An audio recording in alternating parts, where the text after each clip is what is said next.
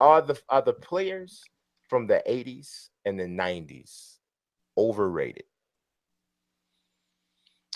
Well, I think the you have to qualify that because it's a generic term to say the players, right? Like Michael Jordan's from the 80's and 90's, Well, and he's clearly not overrated. I think they're Uh, talking about just. I think they're talking about the superstars. I think they're talking about the overall uh, idea of 80's 90's basketball. I think okay, that. so I'm gonna say no, and there's a reason. I think the NBA game has evolved. Hmm. Some of that is rules changes. Hmm. People need to be under no illusions. Patrick Beverly would be making $5 more million a year if hand checking was in the NBA, Hmm. right?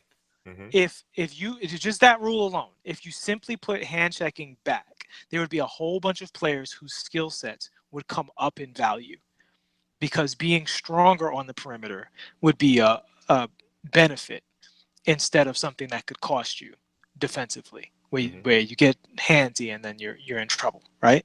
So this whole rip through thing that guys are doing offensively, you didn't have that back in the day. They would Right. they would look at you like you were an idiot and watch the turnover and go the other way. Hmm. So the rules were different. People need to understand that. And when the rules are different, different skill sets are better for certain rules. There are players from today who would not do as well with those old rules. There are some players who would do equally well. There are some players who would do better. Same thing for the 80's and 90's. There are some players from the 80's and 90's who would be better now than they were back then. Like, say, even Reggie Miller. Reggie Miller would be a monster in today's league. Ray Allen. Ray Allen would be a better player Who? today. Ray Who? Allen. Who? Regular Ray. Huh?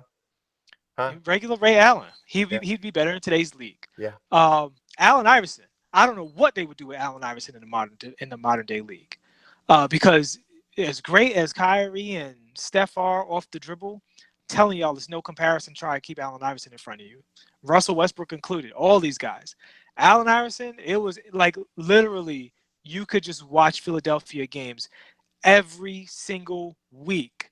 Two guys was in a 2K animation, Hall of Fame ankle breaker. You would see it all the time. This was a reliable thing. It was like Vince Carter and dunks. It happened all the time. It's not just the highlights. He always had an awesome dunk for you. So, it depends on who you're talking about because some people were born in the right time and some people were born in the wrong time. So to only look at the top is people mostly born in the right time. Some people are benefit from being born in a time that best suited their skill set. Whereas you take them, like I think Clyde Drexler's like that. I don't think Clyde Drexler's a guy who would do well today unless he was also trained by today's methods. I don't think you could just put Clyde Drexler in a time machine and have him today because everybody's is athletic as Clyde. Going one way, you get scouted too quickly. And help defense is amazing. So I don't think he had the skill set to punish these defenses the way, say, Kobe Bryant would be equally as good, if not outright better, because the paint's not as crowded. So guys with Kobe's skill set, he would either have room to post up or he would have 3-point shooters to throw the ball to. And I realize Kobe's not as far back as Clyde necessarily, but even though they played against each other, but that's a soft overlap. So that's my answer to that. Is it really, really depends on who you're talking about. The question's a little oversimplified because the rule changes dictate which players from which group would translate. Some people would translate poorly from one time to another. Some people would translate really, really well. I think the way like I look at it a little differently than you. And you mentioned you had a mention of something that I would incorporate in this whole concept if I'm contemplating it. I think a lot of times people, like, if you're talking, I think you got to look at this in two different ways. If you're talking about the time machine concept that you use, where you say you just drop the player as he is into a time machine and go bam, like wake up, like, where am I, Marty McFly? If the Marty McFly version of some of these players, yes, they would struggle because they wouldn't have the skill level, they wouldn't have the resources that players today have. But I think that we underestimate the ability of players to adapt to the meta, right? Um, man, I keep making references to this conversation that I had today, right? But somebody told me that Steph and Clay couldn't play in the late 90's and the early 2000s. And I think that that's ridiculous Of course. because the thing of it is they're not idiots. Okay? They're not idiots. They're not going to sit up and say, "Oh, you mean to tell me they can hand check me? Oh, well then I Well, give up." I, They're I not. get I get more specific than that though.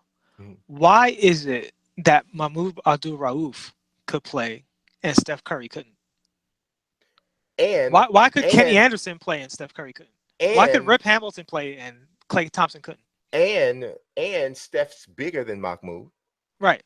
Not as fast, but bigger. Yeah. Um, and a better shooter. Mahmoud's a heck of a shooter, but Yeah. he ain't Steph Curry. See, like, and anybody who's going to tell me that Jeff Hornacek could play and Klay Thompson couldn't, I mean, come on, man, what are we Come doing on, here? bro. What are we talking about? What are we talking about? What are we doing here? What are we talking about? Like, So, but here's what I'm saying. You can't assume that a player cannot adapt to the meta. Like I've heard people say LeBron wouldn't be nothing in the 90's. Because are you serious? right. LeBron James would say, okay, he would have grown up in the era where people were more physical. So then, as an elite athlete, arguably the greatest athlete that's ever played the game, he would have said, I got to do different because this is what and it wouldn't be, you got to think about it. It wouldn't be a transition for him if he was growing up and playing in that time. This would be the way he knew the game. And again, I say to that person, so you're telling me Sean Kemp could play back then and go to the finals, but LeBron James couldn't because he's made of lesser stuff than Sean Kemp. You're an idiot. Please stop. It's ridiculous. It's absolutely ridiculous. I'm not going to entertain it. It's I love Sean Kemp, but yes. we ain't gonna do that. Right. Sean Kemp was a heck of a player, but right. he ain't LeBron. He ain't nowhere near LeBron. And the crazy thing of it is, he's only an inch taller, about an inch and a half taller than LeBron. Anyway, right. You know what I mean? But then come on, it's ridiculous, man.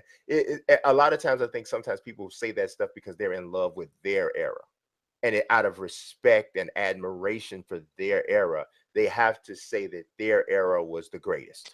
I don't necessarily think it's that. I do think that the rules of the old times get less strict as new rules come in. Mm-hmm. And so we look at something like, everybody puts the blame on Allen Iverson, but I maintain that Allen Iverson, if you see him in person, he's dribbling so fast that he can get away with more stuff like a Shaquille O'Neal or LeBron James because they're so different than everybody else. It's harder to see it. You guys are watching it at 24 frames per second in a slower motion than the referee is seeing. The referee's watching all this stuff, and Allen Iverson, boom, boom, and maybe his palm got a little under the ball, but that happened literally in a fraction of a second. That is a far, far cry from Kevin Durant and Paul George and all of these 6'8" wings putting the hand completely under the ball, doing an actual hesitation, and then turning their hand back over the ball and dribbling again. So guys see that, and they say, if I was allowed to do that, I would have averaged 7 more points per game because we weren't allowed to do that. And they're right. When guys see a guy like Steph Curry, or James Harden causing offensive fouls that are called as defensive fouls, they'd go, if I'd have done that, they would have elbowed me in the chest and called it a day. Mm-hmm. They wouldn't even have got a flagrant for it. It would have just been a regular foul, and they'd be like, do it again, grab my arm again, see what happens. And they're right about that. So you look at Steph Curry, egregious carry yesterday. Yeah. Egregious. Completely got away with it. Yes. And just like what is happening right now. We're seeing the traveling, right? Yeah. There's travels that were called from back in the day that weren't even really travels by the letter of the law, but they look travel-ish, so they called it. They look travel. They look weird. Right. Because that's the way I grew up playing basketball. If you did a move that looked weird, it was travel. It happened to me. I did a Euro step before I knew what a Euro step was. I was just thinking, if I just move more to the left and more to the right, that's more deceptive. And they were like, that's traveling. I'm like, no, it's just 2 steps. 1, 2, see? And it's like a big argument because of how it was called back then. Right. Meanwhile, today, Klay Thompson captures the ball at the half court line and literally just runs to the basket, take 4 or 5 steps, and nobody say nothing. Yeah. So when you see the laxness in the contact and the officiating, I understand why old heads look at today's game and go, "We wouldn't have got away with that if we were allowed to do that. We'd have been way better." If Dr. J had 4 people standing on a 3-point line and they could all shoot, and you just had to stop Dr. J from dunking on you, guess what he would have done? That's valid, Yeah. totally valid. I think it's also valid to do the reverse. If you guys had to play when there were so many people in the paint, you would have had a tougher time. But to say, if you had to learn to shoot just to stay in the league, where would you be? Because I seen your whole career and nobody was stopping you from learning to shoot and you still couldn't do it. Back in the day when everybody wasn't 6'9", 6'11", and could run and jump out the gym, maybe you got away with being in the league. But today, you need to actually learn how to, run, pass, dribble, and shoot to stay in the league. Tall ain't good enough. Totally valid argument to bring up. That's why it changes from player to player. See, but here's what I think. I think that there are more players playing. I think there are more players from the 80's and 90's who couldn't play today than there are. I don't think that there is anybody in the NBA today who couldn't have played in the 80's and the 90's. I don't think there is one person. And here's why I say that. There are absolutely players in the 80's and 90's who played, who we know definitively, if you take that guy with that level of athleticism, and see, this is the key. It's about what was your primary skill, right? Mm-hmm. If you flat out were not an NBA level athlete today, based off of today's standards, to the point where your athleticism was so below what is required today, you can't be in the league. It's just that simple. It's the reason I Paul would just McKeskey, okay, Randy Brewer. Randy Brewer. These are the types of guys that if you look at that guy and you try to find an NBA roster where Paul McKeskey, Randy Brewer, Granville Waiters, these are guys every team had. Chuck Nevitt, every team had a guy like this on their team, or multiple guys. Jim Peterson, John Koncak, every team had guys like this on their team. 2 to 3 maybe. You take those guys off of the roster, and you mean to tell me that you couldn't find a place for Cristiano Felicio? Cristiano Felicio makes Paul McKeskey. If you let Cristiano Felicio play against Paul McKeskey 82 games a season, he's going to average 18 points and 11 rebounds probably. Athletically, there are guys who in the 80's and 90's, they just would not have made the cut. They would not have made the cut. And that's why I think we underestimate the fact that human beings are bigger, stronger, faster than they were 25, 20 years ago. The athletes are. Now, I do think there are certain skills that have been that were more developed in the 80's and 90's. But I think that, man, if you look at the way kids learn basketball now, right? Sometimes we get on them for depending that they won't defend, or they depend too much on like every layup's got to be a jelly layup. If you go play ball today with a lot of young people, every layup got to be, it's never can just be this. It's got to be something else. But those are all mental things, right? Those are all mental things. You choose to do a layup like this as opposed to a regular one. You choose not to go out on defense. It's not that you can't. You choose not to, which are things that are coachable and that can be corrected.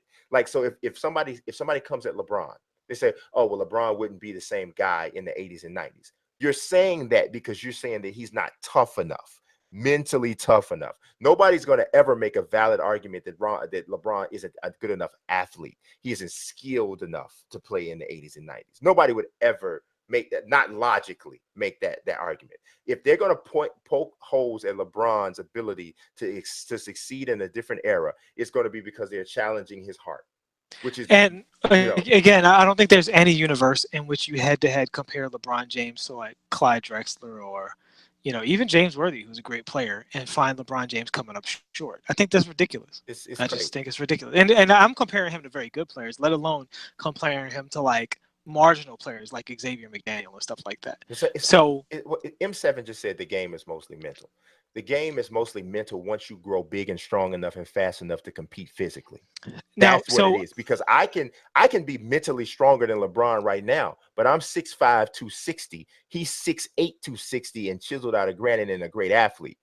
You gotta have the physical. You gotta check the boxes physically first. There's a couple of things. So strength is a physical attribute. Everybody doesn't have equal capacity to be physically strong. And I think when you allow more contact in the game, the same way when you open the court up and faster athletes with better shooting skills and better ball handling will excel, when you shrink the court, athletes that are born stronger will excel. It goes both ways. And everybody who plays today isn't equally able to be as strong as everybody who played before. And just from a pure number standpoint, because there's been a lot of expansion, depending on when you start this conversation, because you say 80s and 90s, we're talking about teams that we feel have been around for a while, that I grew up, when I first started watching basketball, didn't exist, like Charlotte and Miami and Orlando. And, there's a bunch of these teams that in New Orleans and stuff like that. Like, these teams didn't exist back then. So the league has expanded. So when you start shrinking it down, just from a musical chair standpoint, somebody's going to get left out. Mm-hmm. You can't one-to-one translate it across the board. And there are people on the roster today that I do think would not be able to go back in those leagues. And I think some of what we saw from guys on the floor back then was a direct product of that exchange of value and skills.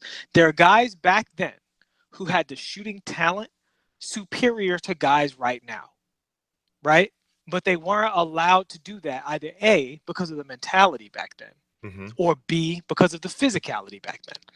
So the game is more European now. I think a lot of those European players from back in the day, like your Tony Kukocs and your Detlef Schrempfs, would probably be a little better today in today's league because of the skills that they had. Yeah, I mean, dude, Tony, I'm going to tell you right now, Luka Doncic's not better than Tony Kukoc.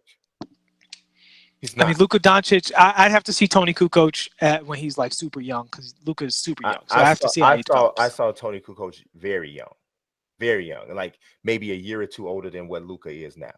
Because I think Tony I don't know how old Tony was when he was a rookie. I don't believe Tony was a 25-year-old rookie. I don't think he was, because Tony, like a lot of the European players that came over, he was a 25-year-old rookie. I didn't think he was that old. So, and Luka was, 18 years old when he was MVP of the Euro League, and he was 19 years old when he's probably going to be Rookie of the Year of the NBA, which is insane. That's an unfair comparison. I still don't think that he, from a overall skill level standpoint, where you top, because Luka has a ceiling because of his athleticism.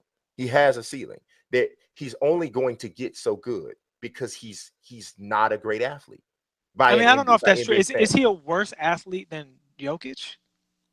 But he's not 6'11". But he can handle and he can pounds. But he can handle and he can shoot. So he's on the perimeter. And Jokic has a ceiling. It's just not as significant because he's a big. But as a perimeter player who is not a good athlete, that lack of athleticism is more detrimental to him than it is to Jokic.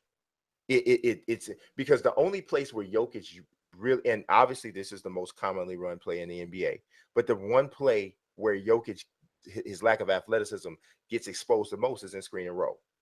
Mm-hmm. If he's not in that situation, using there's a place where Jokic's physical makeup actually helps him, because he's so big and heavy and strong on the block, and as a rim protector and as a space eater to stop penetration, he actually is an asset. There is no place at all where Luka Doncic's physical makeup is a plus on defense. Nowhere.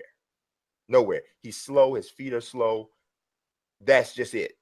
That's just his thing. He has to get you back on the other end. He got to get you I back on agree the with other that, end. but he seems a lot more agile than Tony. I don't not to Tony that went not early Tony with Chicago. Not I mean Tony wasn't like, don't get me wrong, I'm not trying to paint Tony as LeBron, but Tony was, I think Tony's a better athlete than Luka. I Oh, think I'm sure he's a better athlete, but Luka has a lot of skill. Like Luka's a Tony, tremendously skilled dude, player. Tony Tony was very had, skilled. I mean, I watched a lot of Tony Kukoc, but I don't man, think Tony could I do like Tony I could don't have agree done with the so state. much more if he was not playing with Mike and Scotty. Maybe, but I don't think it's fair to judge a 24, 25, even 22, 23-year-old Tony Kukoc versus a 19-year-old Luka Doncic and say I he was a agree. better I player. agree with that. I agree with that for the most part. But what I will say is when you see where a guy's athleticism ceiling is, right? Luka Doncic's 19 years old. He's not going to get much better of an athlete than he is. He's not. You know, he's not. He's never going to be fast. He's never going to be a leaper. He's never going to be that guy. You know, he can get stronger. He can get a lot stronger, right? He can get stronger, but he's not going to get quicker. Or and like I said, he's not going to leap. He's not going to be a better leaper. When you also factor in the fact that Tony Kukoc was taller, but literally played the same positions as him, Tony is a better player than Luka Doncic is going to be. He's a better player than Luka Doncic is going to be. Okay, we'll It's see. We'll just, see how it turns out. yeah, he came in playing with Mike and Scotty, so he played a certain type of a role. But if you gave Tony the ball and allowed Tony to be the quarterback of an offense, I'm telling you, I watched that dude like every single game of his career, the first 4 or 5 years. And there were times when he was the most dominant player on the floor Mm-hmm. because of his ability to score, set guys up. And he also had very underrated defense in passing lanes. You look at Tony's steal numbers throughout his career, you're like, man, I always thought he wasn't a good defender, but Tony had an instinct for the ball. So Again, my argument isn't that Tony wasn't a good player. It's just Luka Doncic at 19 years old being the EuroLeague MVP in a much more competitive European league yeah. and being Rookie of the Year in actually a pretty talented rookie class. Uh, putting that at a capping him at Tony Kukoc is a lot for me right now. But we'll see. We'll see how it turns out. Yeah, Maybe he doesn't get any I better. think the only thing is to me capping him at Tony Kukoc means is a compliment to me, in my opinion, because I consider Tony to be a much better talent and player than what he actually accomplished because of the situation he came into. Because if Tony was coming along now, he would have been in the league earlier than he is now. Then he got there. And if he had arrived to a team like Luka arrived to, where the team sucks essentially. I mean, Tony came into a team that won the championship. You know, so I think there's a definite I think there's a definite uh Mm. But parallel. but your final verdict is you're saying 80s and 90s players are overrated. I don't think 80's and no 80's and 90's stars are not overrated, but I do think that there are, when people get caught up in this 80's 90's basketball, that all of the players, all of the teams were better, when they start getting into a general blanket statement about it, I think that's when we're getting a little bit homerish about the basketball we grew up on. And don't get me, that's the basketball I grew up on. I grew up on 80's 90's basketball. But what I'm saying is, I know there's a lot of people. I saw some names in the chat, Rick Mahorn, these type of people. These guys, man, they couldn't play in the league today. You know, and some of these guys Because play significant roles, especially defensively. And I just don't think that they could play in the league today because the rule set would take them out of it. my issue with this is that the rule set of today is combining with the skill set of today. You're not taking the skill set of today and putting it with the rule set of yesterday or vice versa. So a guy like Rick Mahorn, I agree with you. Kendrick Perkins said it himself the other day. He said, if I was playing in the 80s and 90s, I'd still be playing. I'd had a longer career, right? He's And he's right. probably right. He's 100% right. Because of the way the game is played, though, and the way the rules are. So he's not saying I'm a bad player today, but a good player back then because I'm not good enough to play today. He's saying I'm a bad player with these rules. If you change these rules to those old rules with these same players right now, and I was allowed to put my hands on guys, they wouldn't be doing all the stuff they're doing.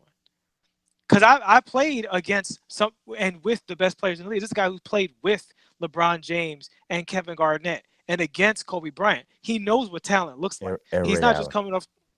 Sure. And he's not just, you know, he's not, and Kevin Durant, and he's not just talking about off, off the cuff. He's seen some of the best talent ever to play up close.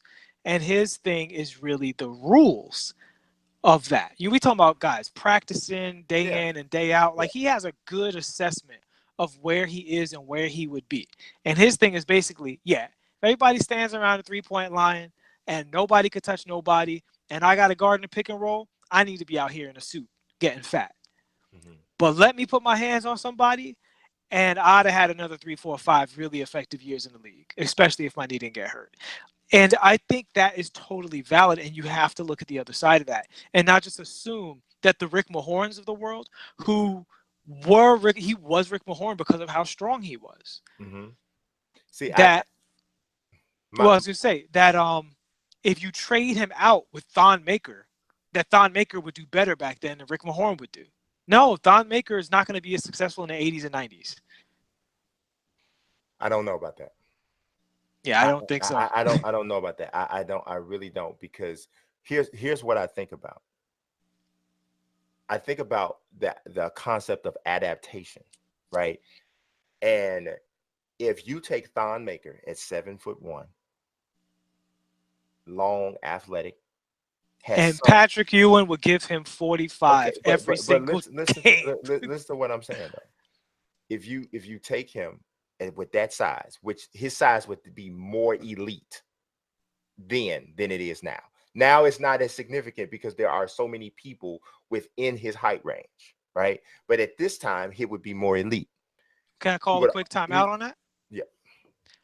Being that tall isn't that big of a benefit No, but in this listen to league because everybody's not as close to the basket. Let me finish the whole concept though. If he's already that tall, adding the strength is very possible, and it's not and like you said, there are some people who are naturally strong, and a naturally strong person is always going to be stronger than a guy who has to add the strength in the weight room. It's always going to be that way. It's called country strong. That's what we call it. So a guy who's naturally strong is going to always be stronger than that guy. But he could get strong enough to the point where he'd be able to use his length more effectively. Not comparing him to David Robinson, but David Robinson's not a naturally strong guy. He got strong in the weight room, which was enough to then allow him to take advantage of some of his gifts, of his gifts, which were extraordinary gifts. To me, if you talk about where the deficit is, right? Because if you look at each player from each era and you compare them to the other era, you say, okay, well, what is it that you don't do well that is of value in the other era? And then I say, well, and then I start asking myself, could you get it? Right? Rick Mahorn, fat bottom, wide leg Rick Mahorn. Me trying to ask myself, could Rick Mahorn ever get lean enough? Could he ever get athletic enough to be more than a plodding, undersized big man who has no ability to stretch a floor, has no ability to do anything except for give somebody 4 to 5 hard fouls? And I asked myself, how could what team, what archetype in the current NBA is anything like Rick Mahorn? And then I asked myself on the flip side, okay, what's Thon Maker's deficit for competing in the 80s and 90s? The biggest thing I think about is the fact he's not strong enough. He's physically not strong enough. Other things, getting a back to the basket game, which is something he has some semblance of. He has a hook shot over the right, hook shot over the left. And I'm not trying to say he become a perennial all-star. But what I'm saying is his deficit is more feasible to close than it is for a unathletic player by today's standards like a Rick Mahorn, not just a subpar athleticism, but also undersized as well. So Well, you're and also that's what I was going to say about the not just size less than thing. athletic. You don't have the size. People are playing small ball for a reason, and small ball takes effect because skill is the premium in the league, skill and length, right? Yes. Mm-hmm. So the thing about it is, as NBA players have gotten paid more, you are pulling in talent from wider places. And the way they scout is they scout physically more often than mentally, particularly when you start going towards the end of the bench, right? You start looking for specialists. This guy's long, he can't do nothing else. And when you go to those guys who are that in this league, this guy can shoot, he can't do anything else. This guy's long and he can dunk, he has no other skills. I think sometimes when we take the modern version of that player and we put them back in time, we give them all these skills that they could have today and they don't have today. And why don't they have those skills? Like, why is Terry Ferguson a scrub? I don't know. He should not be a scrub. He's You super talking about Terrence athletic. Ferguson? You talking about OKC? Yeah, You think but he's a scrub? I he's a wouldn't call him scrub. a scrub. If he was in, if when OKC was in the playoffs, he was the worst two guard in the entire playoffs. But now, by a country mile. But you know this kid is super young though, man. I mean, still a scrub. Yeah, Jamal but Murray's young. Yeah, but I mean, D'Angelo okay. Russell young. I don't know if I can. Karis LeVert's young. I could go out and do this all day. I could do this all day. I can't call him a scrub. Ben Simmons is young. I could literally do this all day. But I can't call a kid a scrub. Oh, are you looking up his scrubby numbers? I'm looking. Read them off. I'm looking up here. I want to see how old he is. Wait a minute. Why am I spelling Terrence wrong? He can't even spell his name right. Right. It must be something bad about it. I just don't. I don't know if I can call the kid a scrub. I think because scrub is a harsh term, and I'm not sure I can go. Yeah, it's an A instead of a E. How old is this boy? He's 21, and he just turned 21 in May. Okay. I can't call him a scrub. He's a scrub right now. He's a scrub. Yeah. How old is Donovan Mitchell? Like literally, the funny thing about you saying this is so many of his competition are his age. That's what's really funny about it. But we also know that the development is different. They like at 20, look up what Tracy McGrady's numbers were. Sure, I'm judging this guy right now and saying right now he's a scrub. I didn't say he will always be a scrub. I'm just saying right now Terrence Ferguson has very few viable basketball skills, even though athletically he's pretty much as gifted as they come. Yeah, he's insane. But what does he do well? He runs and he jumps. That's what basketball. He's a good 3-point shooter. Good, huh? Yeah. What's his good 3-point shooter? How many attempts does he make? And what's his percentage? I'm not even gonna look it up. I'll let you look it up. He shot 4 threes a game this year, and he made just under 37% of them. That's a good 3-point shooter. Now, the fact that he might not hit them at opportune times, that's a whole different type of thing. But if you shoot just under 37%, he's barely above league average. He's not good. If you shoot 37% from 3-point range, and you are the athlete that he is, you got just about everything you need to be a solid player. Yet he's not. And the thing is, on OKC, all his 3-pointers are wide open. I mean, he got an Iguodala 3-pointer every time he gets one. I am not. They ain't even guarding him. I'm not saying that's not the case. I'm just saying that the shots he gets, he knocked down 37% of them, and 37% is good enough for me to say that you're a good 3-point shooter. You're a decent 3-point. No, it's very slightly above average. Is the league average 35? I don't know what the league average is. I'd have to look it up. But that. Wait a minute. So wait, you said just under 37%. So he's 36 and change. 36 point. Oh, see, you goosing the number. No, that's. That ain't just under 37. That's 36.6. The way I 36.9, I give you. 36.8, I even give you. The way I do it is if you're over 36.5, then I say you're just under 37. If you're 36.5 and under, then I just say you're shooting 36. That's just the way I always do all the stats. So if I owe you $60, I'm gonna give you 56, and that's good golf. I would say you owe me just under $5. Rounding up. Yeah, I mean, even if it's 36% is, I mean, No, that's league. It's league average. Average is average because it's not good. I don't know if I'd have to look. I'm not saying that that's not league average. I know if that's league average, that's definitely has gone up. And also keep in mind, that's league average for a guy who's getting wide open league shots average and is athletic. Okay, so I don't know if this is necessarily league average, but the league last year shot. No, this is league average. 32% is league average. It's the highest. This is the highest league average in history too. This 32% from three is the highest it's ever been in history. So you're saying that's what the whole league shot. But you realize that's including that, the guys like Ben Simmons and Joel Embiid who ain't got no business taking 4 or 5 threes a game. So shooting guards, is that you talking about league? Obviously, for a guy whose job it is to hit 3-point shots, yes. So we're saying league. We're saying league. Okay, wait a minute. Because oh no. Okay, so no, I don't know. I don't understand how they have these stats. Like, so it says 18. But we're getting a little off track. Oh, my bad. Wrong. I was wrong. League average is 35.5%. Wow. I wish somebody in this conversation had brought that up, because that would have been. Oh, wait a minute. It's not. It's still above league average. He's shooting 36.6%. That's above league average. And like, what did I say? I said he is barely above league average, and he's literally 1 point. Hold on.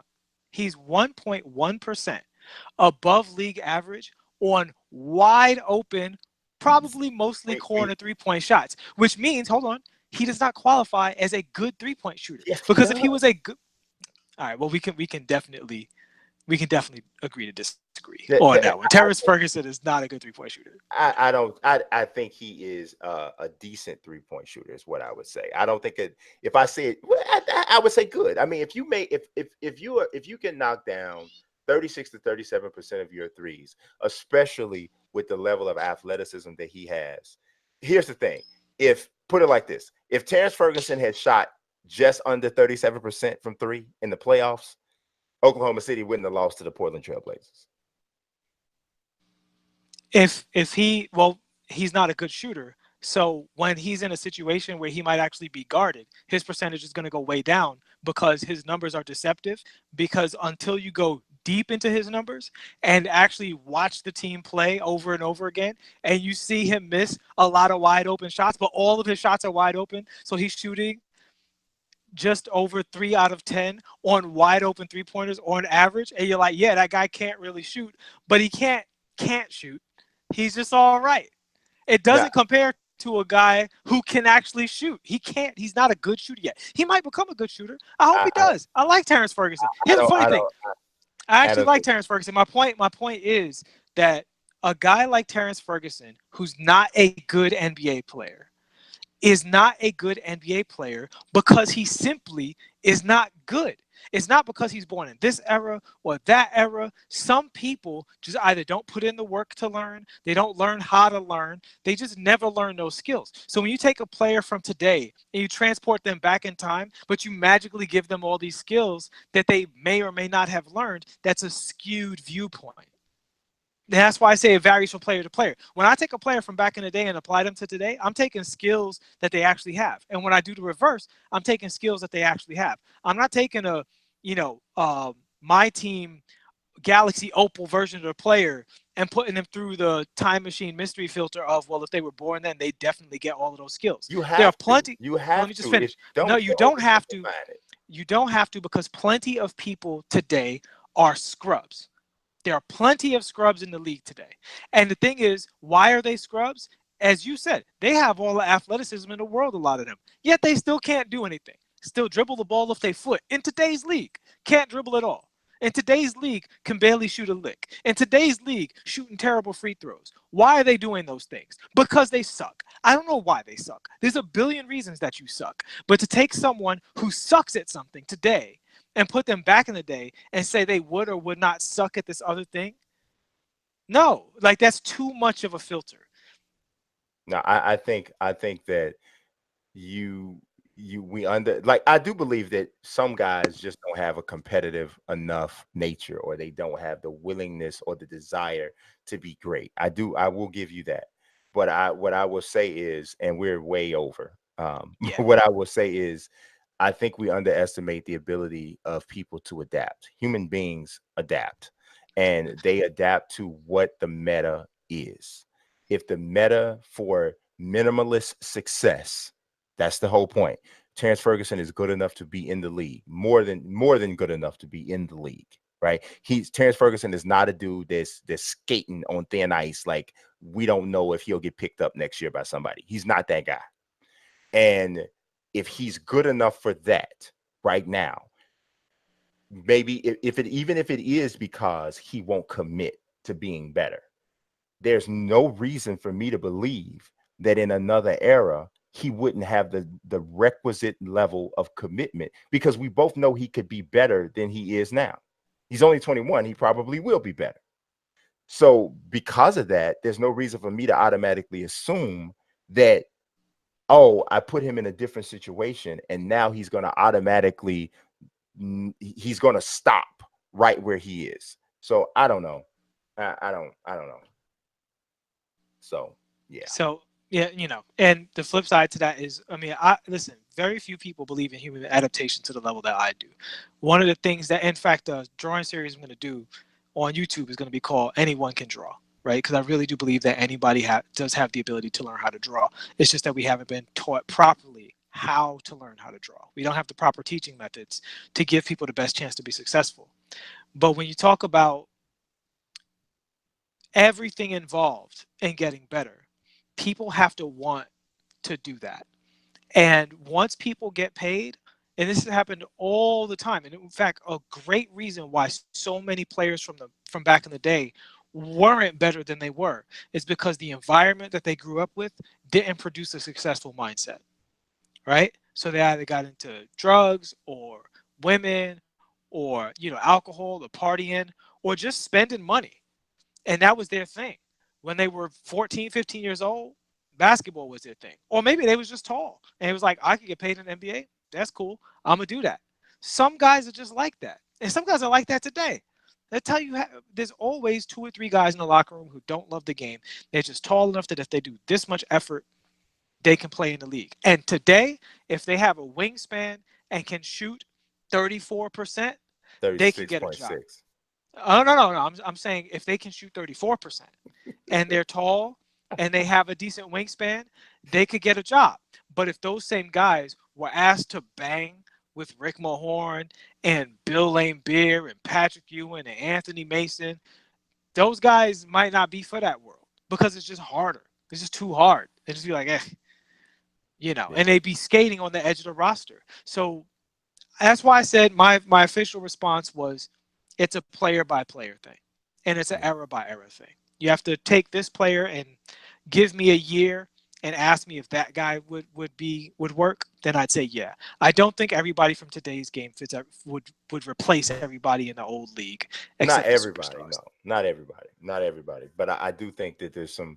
I do think the end of the bench in today's game is better than the end of the bench in 80's and the 90's. I I would do. agree with you if it wasn't for the fact that we have so many more teams, and there are some players in the league who are getting away with being truly terrible and like literally can't do anything. Like I don't think Ron Baker would make a roster in Oh, I think 1996. Ron Baker makes the roster. I can think I of a don't. bunch of dudes in the 86 who are Ron Baker, especially because he plays hard, especially because he has great effort and a decent basketball IQ, especially because of that.